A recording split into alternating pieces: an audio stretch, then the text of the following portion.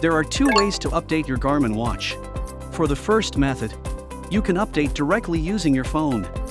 Open the Garmin Connect app on your phone and make sure it's paired with your watch. When a new software version is available, the app will sync the update to your watch and prompt you to update now. Just tap to confirm and wait for the watch to complete the installation automatically. If it doesn't update automatically, you can go to Settings,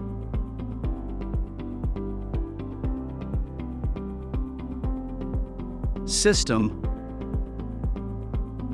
Software Update on your watch to check if auto update is turned on, or to check your current version. And of course, make sure to keep your Garmin Connect app updated as well. The second method is updating via your computer, in addition to watch software updates. If your watch has built-in maps, you'll also need to use this method to update them. Search for Garmin Express in your browser, install it, and open the app. Connect your watch to the computer using a USB cable, and Garmin Express will show if there are any available updates. Click Install All to update everything, including your maps, to the latest version. Remember to keep Garmin Express updated as well.